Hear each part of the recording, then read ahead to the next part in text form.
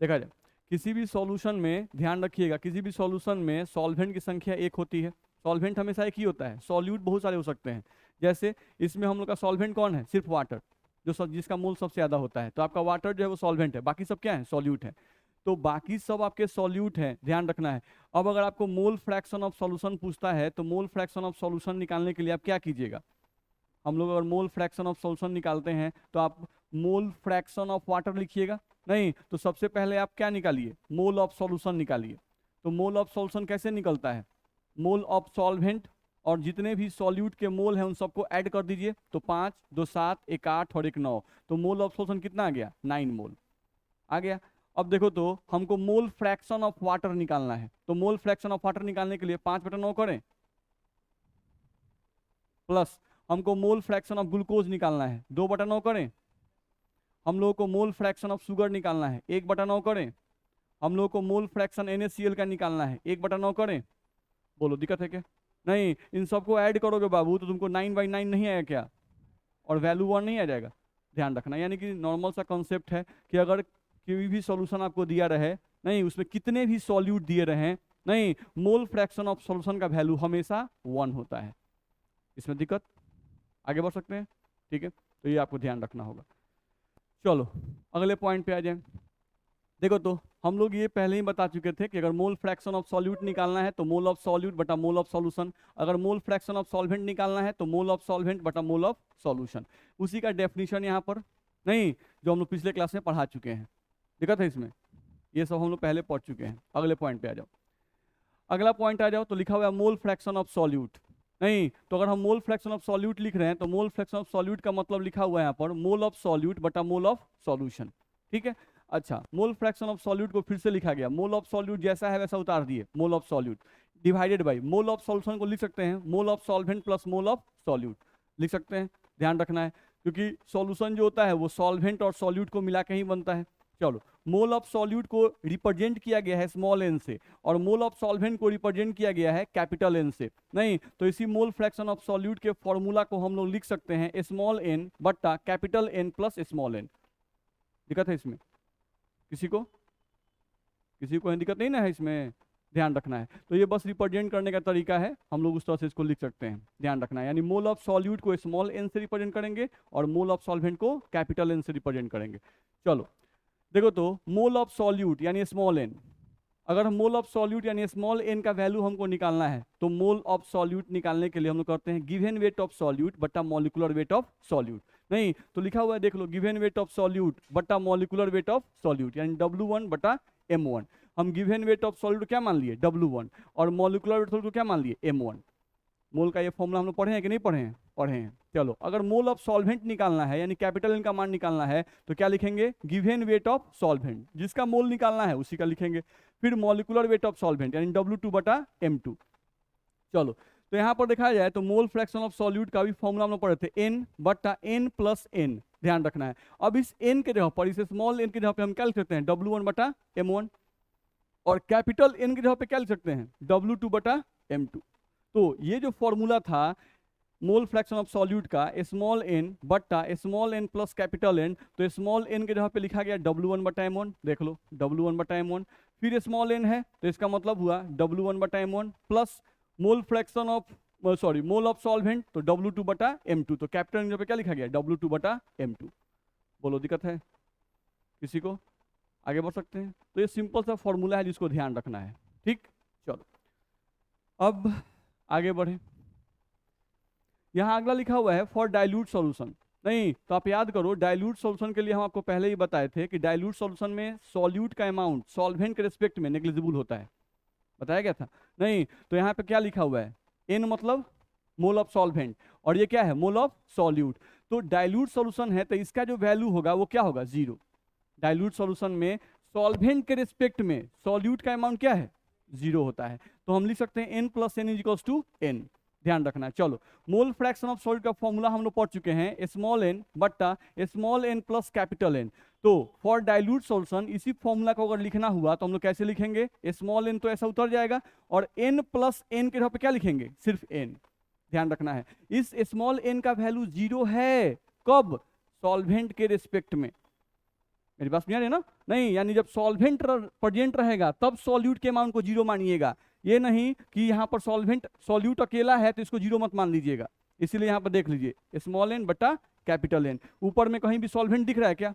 नहीं। मेरी बात समझ में आ रही है? एक लोटा पानी जो है, नहीं वो ज्यादा पानी है, वो ज्यादा पानी है अगर वो आपको एक जगह रखा हुआ है तो। नहीं, अब अगर उसको समुद्र के रिस्पेक्ट में कंपेयर करेंगे, समुद्र के पानी के रिस्पेक्ट में, तो वहां क्या है? नेग्लिजिबल है। नॉर्मल सी बात कर रहे हैं, ध्यान रखना है। नहीं तो वही हम लोग को ध्यान रखना है। तो ये अगर अकेला है तो ये बहुत है, ध्यान रखना है। लेकिन अगर इसके रिस्पेक्ट में है तब क्या होगा? जीरो। क्लियर? चलो, तो फॉर्मूला हम लोग का हो जाएगा मोल फ्रैक्शन ऑफ सॉल्यूट का। Just a minute.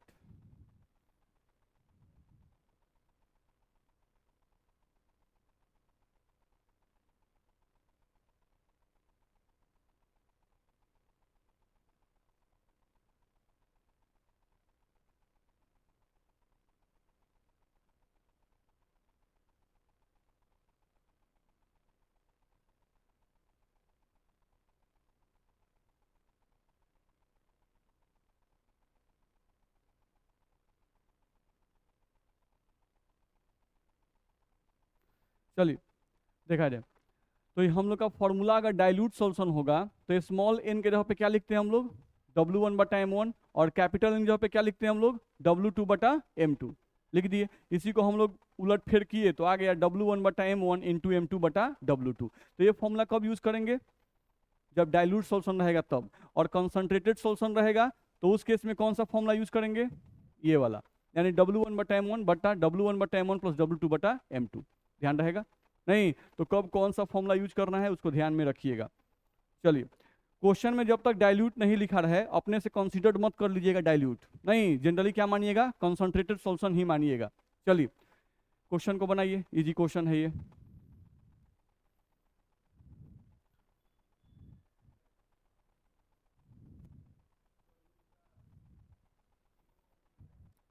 Mole fraction of solute आप बता रहे हैं, बोलिए।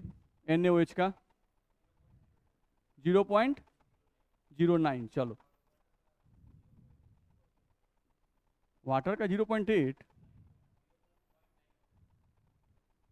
कितना?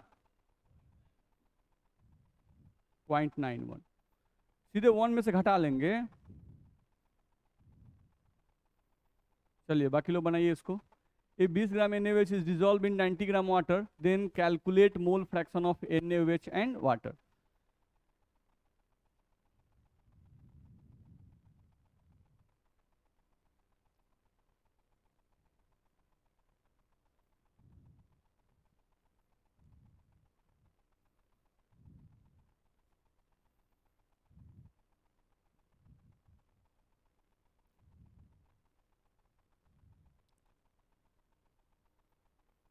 इजी क्वेश्चन है। इफ 20 ग्राम NaOH, तो NaOH आपका क्या है? सॉल्यूट। NaOH क्या है बाबू तुम्हारा? सॉल्यूट है, ध्यान रखना है। Is dissolve in 90 gram water. Water क्या है? सॉल्वेंट। ठीक है। Calculate the mole fraction of NaOH। तो अगर तुमको निकालना है मोल फ्रैक्शन किसका? NaOH का। तो अगर मोल फ्रैक्शन निकालना है NaOH का तो अभी तुम फॉर्मूला पढ़े हो, W1 बटा M1 बटा W1 बटा M1 प्लस W2 बटा M2। ये फॉर्मूला हम लोग पढ़े हैं। नहीं, अब W1 का मतलब गिवन वेट ऑफ सॉल्यूट, तो सॉल्यूट का वेट कितना हो गया? 20। तो यहाँ पे 20 रख दो, डिवाइडेड बाई M1 का मतलब मॉलिकुलर वेट ऑफ सॉल्यूट, तो NaOH का मॉलिकुलर कितना होता है? 40। तो 20 बटा 40 करो, फिर आ जाओ फिर से W1 बटा M1, तो क्या लिखें? 20 बटा 40। फिर W2 बटा M2, तो W2 का मतलब वेट ऑफ सॉल्वेंट, सॉल्वेंट का वेट कितना दिया है? 90 ग्राम, तो यहाँ से आप 90 रख दो, डिवाइडेड बाई M2 यानी मॉलिकुलर वेट ऑफ सॉल्वेंट, तो सॉल्वेंट का फॉर्मूला होता है H2O। नहीं तो 16 और 2 18, तो इसका मास कितना रखेंगे? 18। कर सकते हैं। यहाँ से हम लोग को देखा जाए तो 20 से ये कट गया, 20 दूना 40, 20 से ये कट गया, 20 दूना 40, नहीं 18 से कट गया, 18 पचे 90। तो यहाँ से अगर हमको मोल फ्रैक्शन ऑफ NaOH निकालना था तो मोल फ्रैक्शन ऑफ NaOH बराबर ये 1/2 यानी 0.5, ये भी हम लोगों का 0.5, और प्लस में ये कितना आ गया? 5, यानी कि हम लोग को आ गया यहाँ से 0.5 डिवाइडेड बाई 5.5, ये आया। यानी एक्चुअली हम लोग को आ गया 5/55, काट दिए इसको, आ गया 1/11। नहीं तो आप 1/11 लिखो, या 11 में 1 से आप डिवाइड कर दो, तो डेसिमल यहाँ 0, फिर एक 0, फिर एक 0। नहीं तो 11 से 9 मत हो जाएगा। नहीं तो इसका आंसर आपका लगभग मोल फ्रैक्शन ऑफ NaOH आ गया 0.09, ये आ जाएगा। अब आपको निकालना क्या था, तो आपको निकालना था मोल फ्रैक्शन ऑफ H2O। तो H2O का निकालने के लिए क्या करोगे, 1 minus mole fraction of NaOH कर सकते हैं। तो यहाँ से आपका 1 और माइनस 0.09, इसका मतलब हुआ 1.00 और 0.09 माइनस कर लेना है। तो 10 में से 9 जाएगा, 1 हो जाएगा, और यहाँ पे आपका 9 बच जाएगा, पॉइंट यहाँ पे 0, यानी वैल्यू आपका आ जाएगा 0.91। देख लो, दिक्कत है इसमें? नहीं तो इस तरह से हम लोग इसको बना सकते थे। तो बस वैल्यू तो पुट करना था, और तो कुछ करना था नहीं इसमें। देख लो, किसी को कहीं दिक्कत है तो पूछ लीजिए, किसी को कहीं भी दिक्कत हो तो क्वेश्चन पूछते चलिए।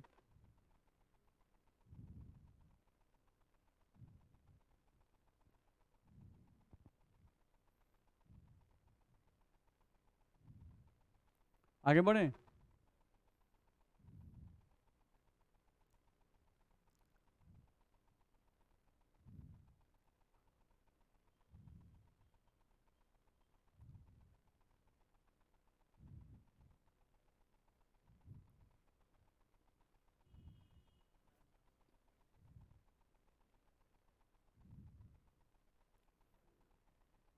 चलिए आगे बढ़े। चलिए अगला क्वेश्चन है, बिल्कुल इजी है, उसी टाइप का क्वेश्चन है। 0.05। चलिए जी, मोल फ्रैक्शन ऑफ H2O2 आया है 0.05। बाकी लोग बनाइए, पहले क्वेश्चन को बनाइए बाकी लोग।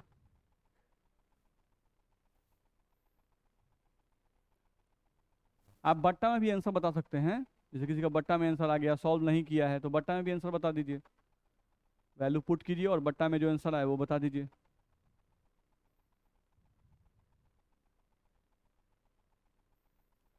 For 10% W/W aqueous solution of H2O2, calculate the mole fraction of H2O2।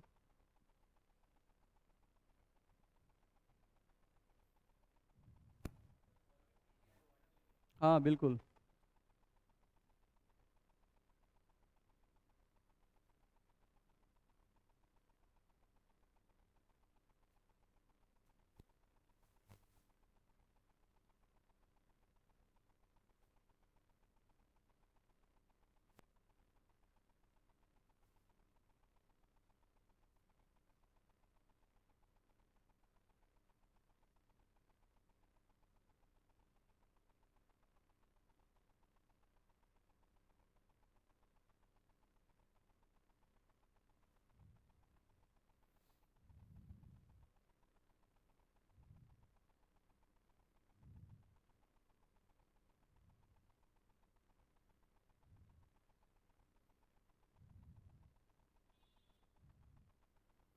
इसका आंसर 5 कभी आ ही नहीं सकता है बाबू। हम क्या बताए थे पिछले क्लास में, याद करो कि मोल फ्रैक्शन ऑफ सॉल्यूट हो या मोल फ्रैक्शन ऑफ सॉल्वेंट हो, उसका वैल्यू हमेशा 1 से कम आएगा, क्योंकि आप निकालते हो 1 मोल सॉल्यूशन में कितना मोल सॉल्यूट है, तो वैल्यू 1 से कम ही आएगा जब भी आंसर आएगा। तो 1 तो आ ही नहीं सकता है। देखा जाए, लिखा हुआ है for 10% W/W aqueous solution of H2O2 calculate mole fraction of H2O2। तो बिल्कुल सिंपल था। सबसे पहले हमको 10% W/W का मतलब क्या होता है, तो इसका मतलब होता है कि 100 ग्राम सॉल्यूशन कंटेन 10 ग्राम सॉल्यूट। पहला काम ये था।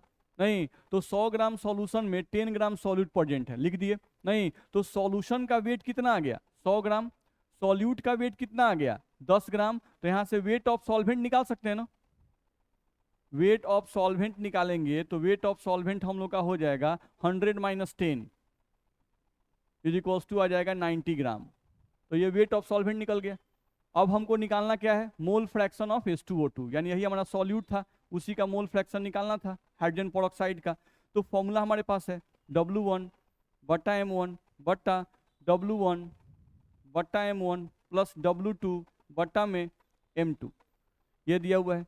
नहीं, अब हमको सबका वैल्यू बस पुट कर देना है। तो पहला हुआ है आपका W1, नहीं तो वेट ऑफ सॉल्यूट, तो वेट ऑफ सॉल्यूट 10 है, 10 रखिए, बट्टा मॉलिकुलर वेट ऑफ सॉल्यूट, तो H2O2 16 32 और 2 34, तो 10 बटा 34 डिवाइडेड बाई, फिर कितना आ जाएगा 10 बटा 34, नहीं और प्लस में W2 बटा M2, तो W2 का वैल्यू कितना है हम लोग का 90, नहीं बट्टा कितना 18, W2 का मतलब वेट ऑफ सॉल्वेंट, तो वेट ऑफ सॉल्वेंट हम लोग कितना आया 90, और सॉल्वेंट नहीं कुछ दिया तो क्या मानते हैं H2O, तो H2O का मोलिकुलर वेट कितना 18, तो यहां से 90 बटा 18 कर देंगे। नहीं, अब 34 में 10 से डिवाइड कर लो एक बार, या इसको काट दो, थोड़ा सा और आसान हो जाएगा। आप 2 से काटोगे तो 2 पचे 10, और 2 से काटोगे तो 17 दूना 34, यहाँ भी आप काट दो 5, यहाँ पे भी काट दो 17, ध्यान रखना है। अब इसको आप 17 ले लो और 17 को 5 से डिवाइड कर दो, नहीं तो डेसिमल दोगे तो यहाँ पे 0 आ जाएगा, और 17 दूना 34 7 51, 2 मरते जाएगा, 17 दूना 34 कर दो, यहाँ पे 10 में से 4 जाएगा 6 हो जाएगा, और यहाँ पे हम लोग का 4 में से 3 जाएगा 1 हो जाएगा, डेसिमल है तो यहाँ पे एक 0 आ जाएगा, नहीं तो 0.2 ही मान लेते हैं। चलो, मोल फ्रैक्शन ऑफ H2O2 हमको निकालना था, तो हम लोग इसको मान लिए 0.2, तो ये आ गया 0.2 डिवाइडेड बाई कितना आ गया 0.2, और प्लस 18 पचे कितना आ गया तो 90, नहीं तो यहाँ पर ये आ गया। यहाँ से अगर हम लोग देखें अगर, तो हम लोग को आ गया 2 और बट्टा में कितना 25 आएगा, 2 बटा 25, सॉरी 25 हम कर रहे हैं 5.2, गलती देखा जाए, यहाँ पे हम लोग का आ जाएगा 2 और यहाँ पे 5.2, 0.2 और 5.2 यानी 2 बटा 52, ये आपको आ जाएगा। अब 52 से आप इसको डिवाइड कर सकते हो, दिक्कत है, तो अप्रॉक्स हमारा आंसर इस तरह से आ सकता है। ये क्वेश्चन बिल्कुल वैसा ही है, तो ये बनना नहीं चाहिए, इसमें भी तो वही है W/W ही दिया हुआ है, नहीं फॉर 28% W/W आपको दिया हुआ है CaCO3 solution, calculate mole fraction of CaCO3, क्या हुआ बोलिए, जहां दिक्कत है वहां बोला जाए। किसमें, इसमें वाले में 0.065,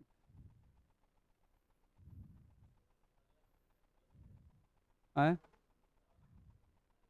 इसके आगे वाला क्वेश्चन, अच्छा देख लेते हैं।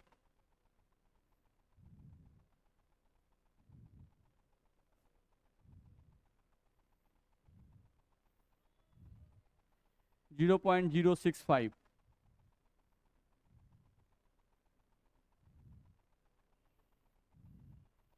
तो ये सवाल सब लोगों से बन जाएगा ना, सेम उसी टाइप का है, आगे बढ़ सकते हैं, कैलकुलेशन अपना कीजिएगा। चलिए अगले क्वेश्चन पे आ जाए। यहाँ पे लिखा हुआ है 10% W/V aqueous solution of CaCO3 has density 2 gram पर millilitre, then calculate mole fraction of NaOH। नहीं, इसको पहले ट्राई कीजिए एक बार, नहीं बनत है, अच्छा तो हम मिसप्रिंट हमसे लिखने में गलती हुआ है, इसको भी CH3 करेंगे, जो शुरू में होगा वही होगा, बोलो 0.090, बनाइए बाकी लोग।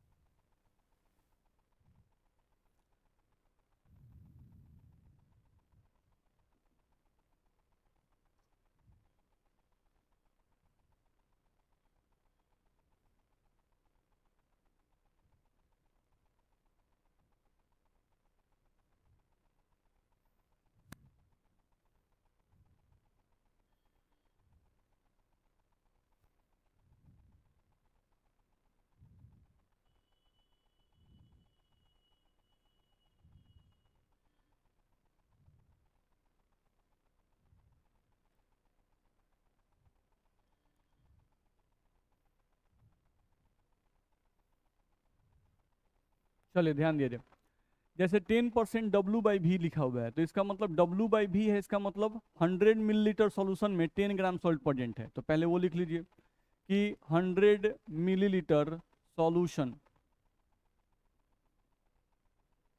कंटेन्स 10 ग्राम सॉल्यूट।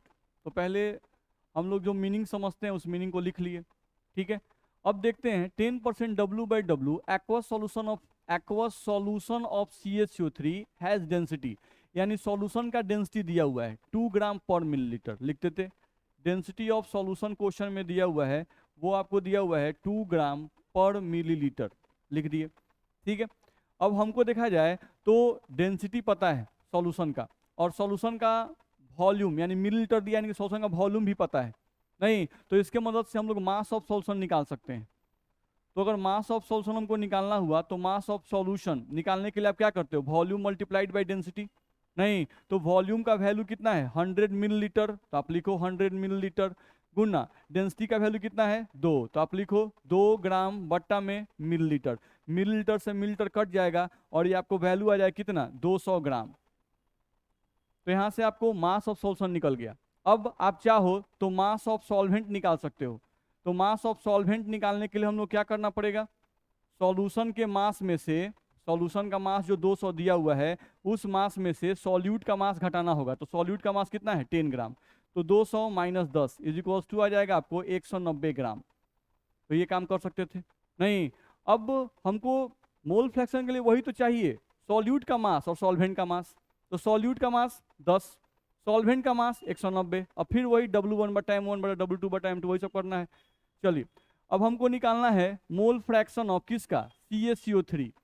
तो फॉर्मूला है हमारे पास W1/M1/W1/M1 प्लस W2/M2।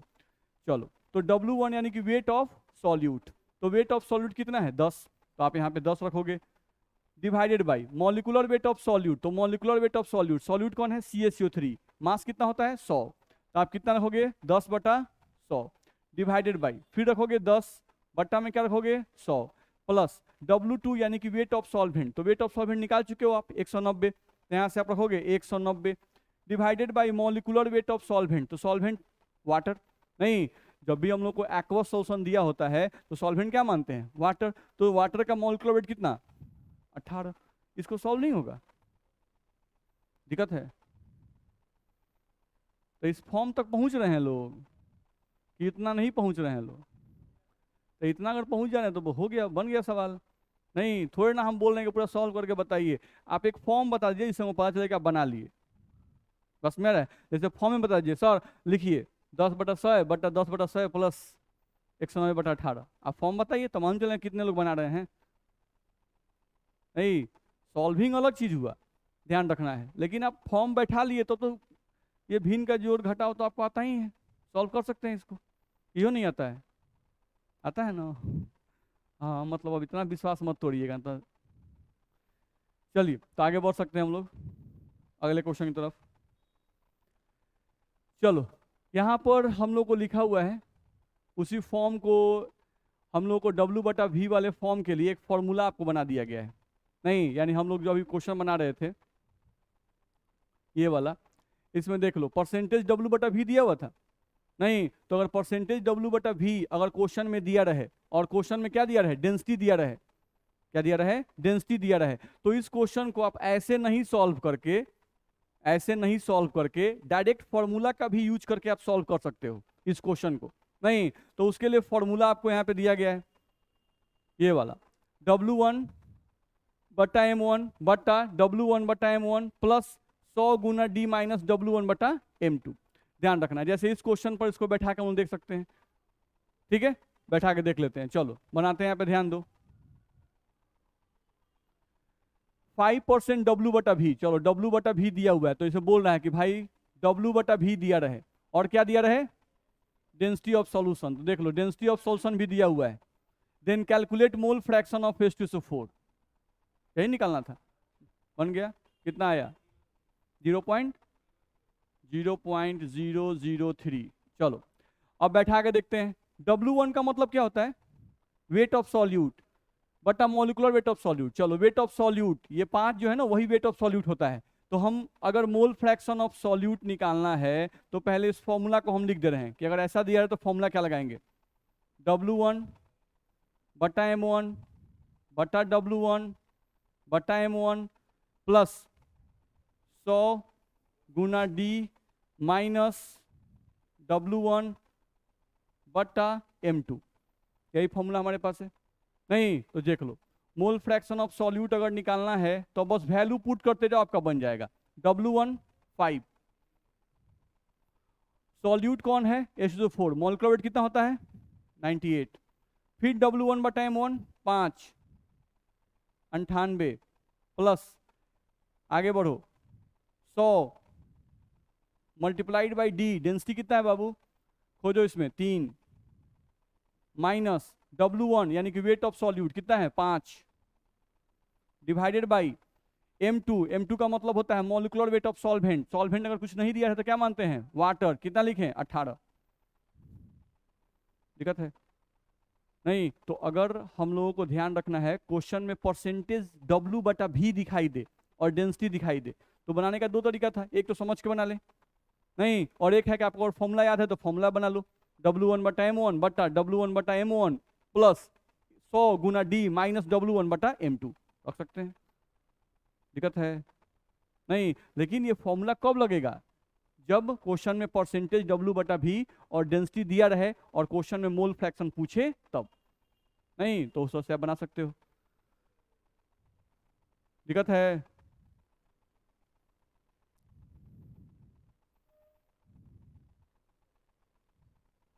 देख रहे हैं। थोड़ा सा आप लोग जान प्राण लाइए इसमें। 1 2 3 4 विद्यार्थी को छोड़ के लगता है किसी में जान ही नहीं है। नहीं थोड़ा सा स्ट्रेंथ बढ़ाइए। जानते हैं आप स्ट्रेंथ बढ़ाइएगा ना तब आप मेरा स्ट्रेंथ भी चेक कर पाइएगा। मेरी बात समझ में आ रही है। जैसे नहीं तक अभी हम लोग इजी चल रहे हैं, ठीक है। आप अगर थोड़ा सा अपना लेवल बढ़ाइएगा ना तो हम भी धीरे धीरे अपना लेवल बढ़ाते जाएंगे क्वेश्चन का। और अगर आप अपना लेवल डाउन रखिएगा ना तो हम लेवल नहीं बढ़ा पाएंगे। मेरी बात समझने की कोशिश कीजिए, हम लेवल नहीं अप कर पाएंगे आपका, क्योंकि हमको लग रहा है ना कि आप आसान क्वेश्चन में ही फंसने लगिएगा तो हम फिर भारी क्वेश्चन क्यों करवाएंगे। ठीक है, तो अगर आप लोग लेवल अप रखिएगा तो हम धीरे धीरे लेवल आपका बढ़ा देंगे। ध्यान रखना है। अभी आप जो पढ़ रहे हो ये टोटली बोर्ड लेवल है, ध्यान रखना है। ठीक है, ये बोर्ड लेवल से थोड़ा सा भी ऊपर नहीं है, एकदम बोर्ड लेवल चल रहा है स्मूथ। तो इस टाइप क्वेश्चन आपसे आसानी से बनना चाहिए। हाँ अब ये चीज है, जैसे बना दिया जाए समझ में आ रहा है ना, कि बनाने में भी समझ में नहीं आ रहा है। चलिए अब कल के क्लास मंडे से आपका डीपीएस भी हम तैयार कर दिए हैं, तो टाइप अभी हो रहा है नहीं, तो मंडे से आपका हम percentage W by W, V by V, W by V, normality, molarity पे सब पे क्वेश्चन डाल रहे हैं। नहीं तो उन सब क्वेश्चंस को आप सॉल्व कीजिए, ध्यान रखना है। नहीं इसमें हम CBSE लेवल भी डाल रहे हैं। जैसे शुरू का 5-6 क्वेश्चन बिहार बोर्ड लेवल, फिर 5 क्वेश्चन आपका रहेगा CBSE लेवल, उसके बाद फिर 5 क्वेश्चन नॉर्मलिटी पे ही सेट किए हैं 20 क्वेश्चन। नहीं तो सिर्फ नॉर्मलिटी पे 20 क्वेश्चन है तो 5-5 का रेशियो रखिए, 5 बिहार बोर्ड, 5 CBSE, फिर 5 नीट, फिर 5 यानी नीट यानी जेई वाला, ध्यान रखना है। तो अभी हम लोग जेई मेन तक का लेवल आपका तैयार करके दे रहे हैं। ठीक है, फिर धीरे धीरे हम लोग प्रीवियस ईयर क्वेश्चन पे आना शुरू कर देंगे। लेकिन आप थोड़ा सा साथ दीजिए। अब आप साथ नहीं दीजिएगा, मुंह बनाए रखिएगा तो हमको मन नहीं लगेगा। नहीं थोड़ा सा आप भी साथ दीजिए मेरा। चलिए ये क्वेश्चन देखा जाए। देखो क्वेश्चन में हमेशा ध्यान रखो, पहले चीज ये मत सोचो बनेगा कि नहीं बनेगा, पहले जो जानते हैं उसको लिखना शुरू करो, सवाल अपने आप बन जाता है। कोई भी क्वेश्चन हो, क्योंकि क्वेश्चन है तो उसका सॉल्यूशन जरूर है, बनेगा जरूर नहीं, और उसी में उसका आंसर छुपा होता है। चलो देखा जाए। अभी याद करो, अभी कुछ देर पहले तुम कौन सा क्वेश्चन बनाए थे, परसेंटेज W बटा V क्वेश्चन बनाए थे। नहीं बिल्कुल वैसे ही ये बनेगा, बिल्कुल वैसे ही समझ के बनाओगे बन जाएगा। क्योंकि मोलारिटी क्या है, मोलारिटी क्या है, मोल पर लीटर। नहीं तो मोल को तुम वेट में बदलना जानते हो, गिवन वेट बटा मॉलिक्यूलर वेट, एकदम बन जाएगा। देखो हम बना के दिखाते हैं। चलो सबसे पहले यहां ध्यान दो कि यहां पे क्या लिखा हुआ है 2m, क्या लिखा हुआ है 2m। चलो 2m, अच्छा m क्या है बाबू, मोलारिटी। अच्छा मोलारिटी का यूनिट क्या होता है, इतना में दिक्कत है? ठीक है, अब चलो, मोल पर लीटर का मतलब हो गया, इसका मतलब ये हुआ कि 1 लीटर सॉल्यूशन कंटेन्स 2 मोल सॉल्यूट, ऐसा लिख सकते हैं। इसको हम लिखो, देखो लिख रहे हैं 1 लीटर सॉल्यूशन कंटेन्स 2 मोल सॉल्यूट, 2 मोल सॉल्यूट। चलो अच्छा, देखा जाए तो इसको पढ़ने से, मोलरिटी को पढ़ने से हमको वॉल्यूम ऑफ सॉल्यूशन कितना मिल गया? 1 लीटर। वॉल्यूम ऑफ कितना मिल गया? 1 लीटर। तो हम यहाँ लिखते volume of solution is equals to 1 litre, हमको पढ़ने से मालूम चला। अच्छा, 1 लीटर है तो 1 लीटर को तो 1000 मिलीलीटर भी लिख सकते हैं, इतना में दिक्कत है क्या? चलो, अब हमको वॉल्यूम ऑफ सॉल्यूशन मालूम चला कितना है, 1000 मिलीलीटर लिख दिए। ठीक, हमको लेकिन मोल फ्रैक्शन निकालना है, तो मोल फ्रैक्शन के लिए कैसे भी करके हमको वेट ऑफ सॉल्यूट निकाल लेना है और वेट ऑफ सॉल्वेंट निकाल लेना है। वेट ऑफ सॉल्वेंट कब निकलेगा? पहले वेट ऑफ सॉल्यूशन निकल जाए और वेट ऑफ सॉल्यूट मालूम चल जाए, तो सॉल्यूशन के वेट में से सॉल्यूट का वेट घटा लेंगे तो सॉल्वेंट का वेट निकल जाएगा। नहीं, बस उसी पर दिमाग लगाओ। देखो, वॉल्यूम ऑफ सॉल्यूशन निकल गया। क्वेश्चन देखो, डेंसिटी ऑफ सॉल्यूशन दिया हुआ है क्या?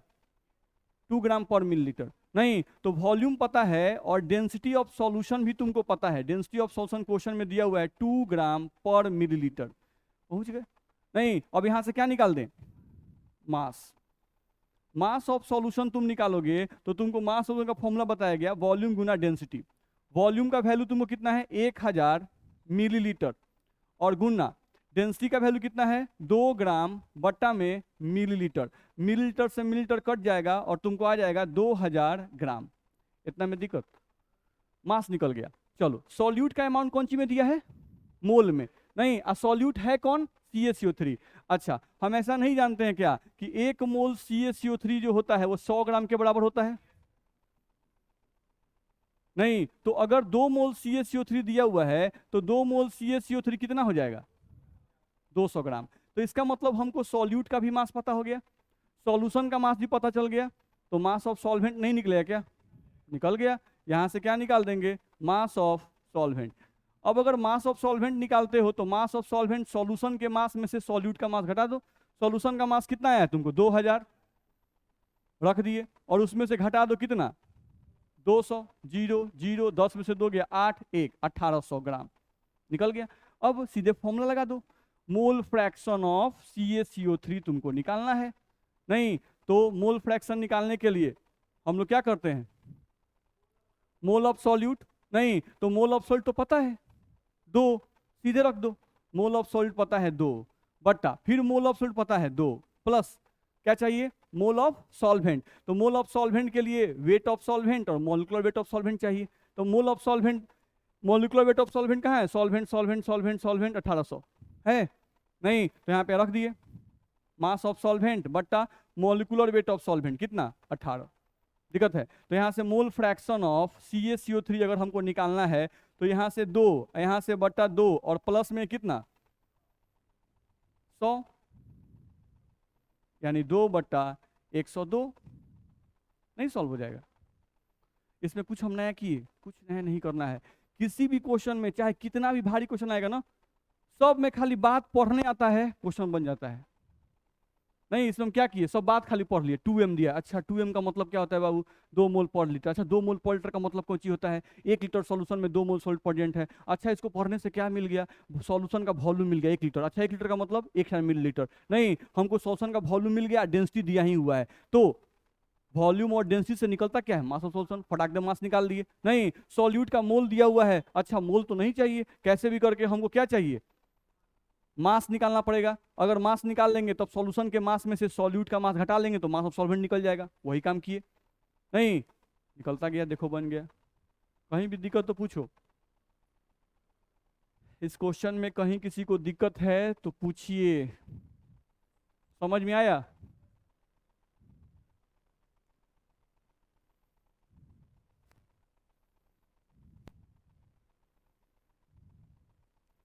आगे बढ़े।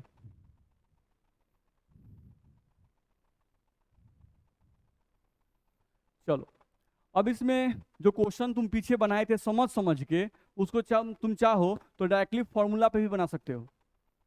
जो क्वेश्चन तुम अभी समझ समझ के बनाए थे उसको तुम चाहो अगर कि अगर क्वेश्चन में भाई मोलारिटी दिया रहे और सॉल्यूशन का डेंसिटी दिया रहे, नहीं तो हम कौन से फॉर्मूला से बना ले, नहीं समझ समझ के बनाने में बड़ा दिक्कत बुझाता है। नहीं सर मेरा रट्टू दिमाग तेज है, तो अगर रट्टू दिमाग तेज है तो आपका स्पीड फास्ट हो जाएगा, नहीं तो आप डायरेक्टली इससे बना सकते हो। नहीं, सीधे मोल फ्रैक्शन ऑफ सॉल्यूट निकालना है तो मोलारिटी का जो वैल्यू दिया हुआ है वो रख दो, फिर बट्टा में मोलारिटी रख दो, फिर 1000 डी माइनस एम M1, तो एम का मतलब फिर यहाँ मोलारिटी है, ध्यान रखना है, और M1 का मतलब मॉलिक्यूलर वेट ऑफ सॉल्यूट है, देख रहे हो M1 यहाँ पे आता है, ठीक है, और ये M2 क्या है, मॉलिक्यूलर वेट ऑफ सॉल्वेंट। समझ में आता है ना। नहीं तो अगर उस क्वेश्चन को हम लोग को बनाना हुआ तो देखो तो हमको क्या निकालना है, मोल फ्रैक्शन ऑफ NaOH। तो बस इस फॉर्मूला में बैठाते जाओ, देख दो मोलरिटी, क्वेश्चन में मोलरिटी का मान कितना दिया हुआ है 1, तो 1 रखो, बट्टा फिर मोलरिटी कितना 1, फिर यहां से प्लस 1000 उतार दिए, गुना डेंसिटी, डेंसिटी 3 गुना 3 माइनस एम यानी मोलरिटी 1, चलो गुना मॉलिक्यूलर वेट ऑफ, गुना मॉलिक्यूलर वेट ऑफ M1 का मतलब क्या, मॉलिक्यूलर वेट ऑफ सॉल्यूट, नहीं तो NaOH है तो NaOH कितना 40 रख दिए, चलो डिवाइडेड बाई, तो यहाँ से डिवाइडेड बाई सिर्फ इतना, ठीक है, और क्या है M2, तो M2 का मतलब होता है मॉलिक्यूलर वेट ऑफ सॉल्वेंट, तो सॉल्वेंट का मॉलिक्यूलर वेट, तो सॉल्वेंट एक्वा सॉल्यूशन है, या सॉल्वेंट नहीं दिया है तो क्या मानते हैं वाटर, तो क्या से डिवाइड करेंगे,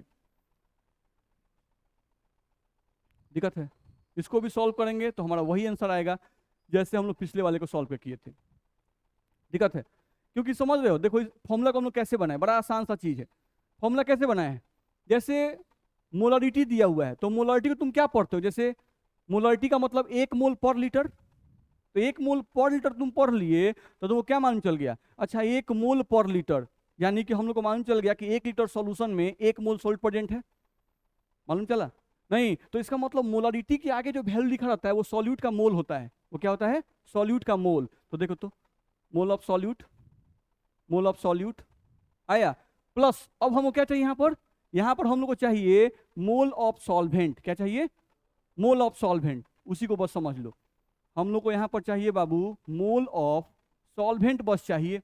अब तुमको अगर मोल ऑफ सॉल्वेंट चाहिए तो उसके लिए तुमको चाहिए given weight of solvent, given weight of solvent, अब बट्टा में क्या चाहिए मॉलिक्यूलर वेट ऑफ सॉल्वेंट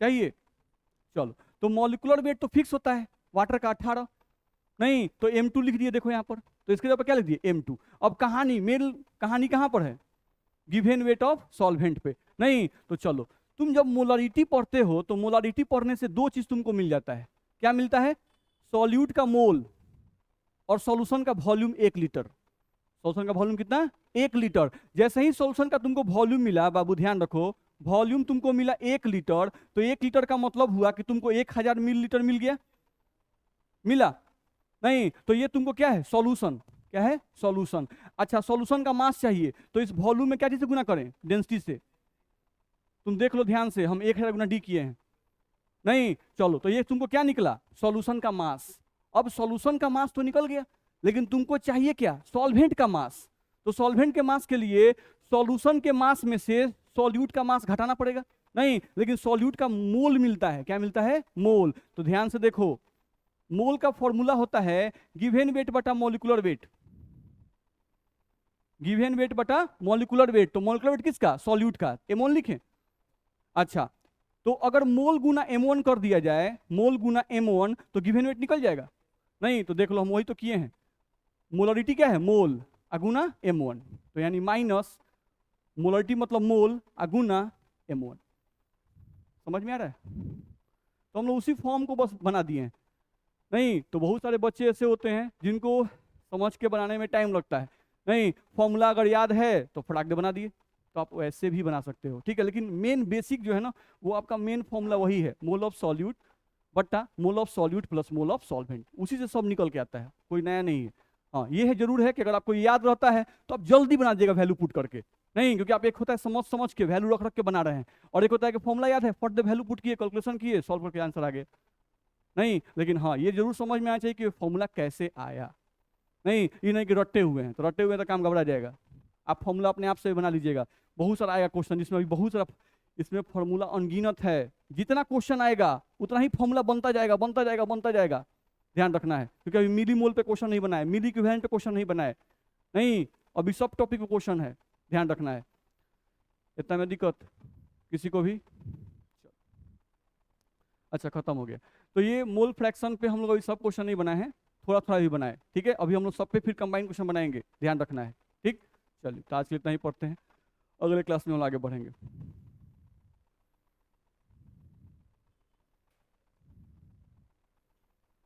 थोड़ा सा मेहनत कीजिए प्लीज, और याद करके आया कीजिए। आप लोग कम से कम याद तो कीजिए भाई, याद भी नहीं कर रहे हैं। नहीं, सर पे ब्लेम। अच्छा, आप लोग सर को चेक करने के लिए पूरा अथी रहते हैं ना, बेचैन रहते हैं। हमको चेक कीजिए, हम पूरा पूरा तैयार हैं, बस में है ना, हमको चेक कीजिए। लेकिन आप भी प्लीज पढ़ के आया कीजिए, याद करके आया कीजिए, कुछ पूछने में बताया कीजिए, उससे हम लोग को एनर्जी मिलता है। मरे हुए रहते हैं आप लोग, एनर्जी हमको नहीं मिलेगा। थोड़ा सा पढ़िए आप लोग।